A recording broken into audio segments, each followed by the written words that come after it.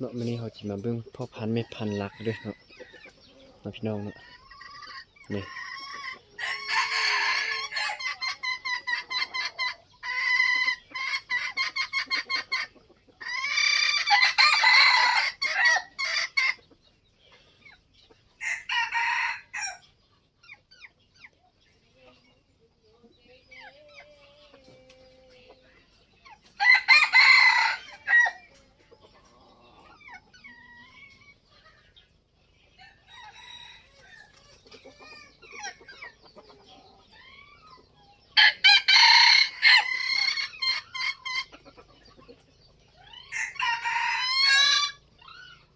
ตัวนี้ด้วยสองตัวนี้ด้วยแม่พันธุ์ลัก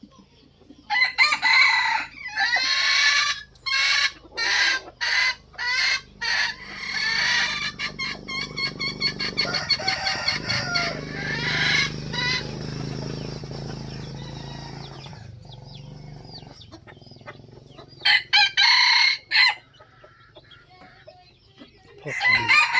นี่เป็นพ่อพันธุ์ด้วยเนาะ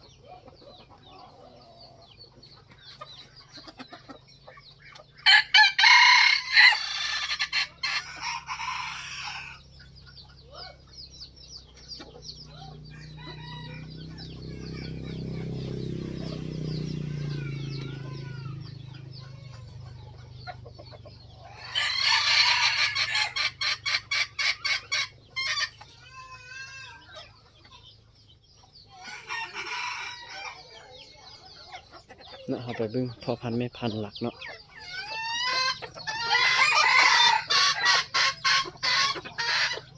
ห้องดังให้ดังว่าด้วย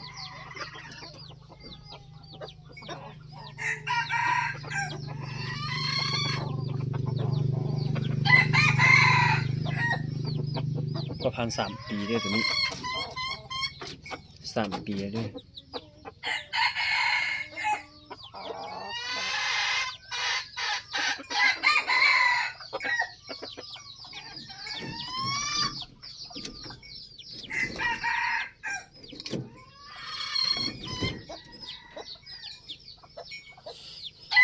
ตัวนี้ไม่พันนะตัวนี้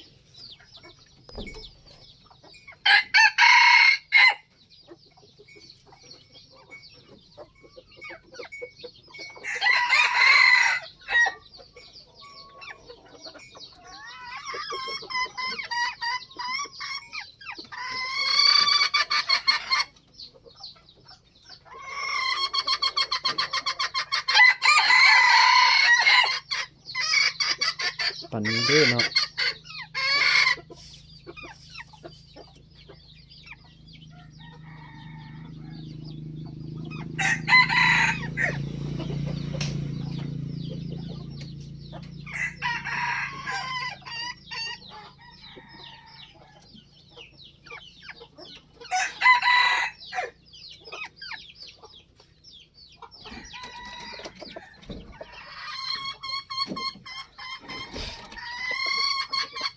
ผมจะไก่เก้ไก่3 ปี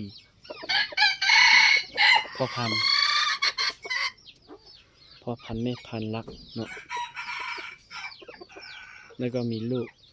หลายตัวเนาะถ้ามีเวลาก็ยังจะพาไปเบิ่งเนาะ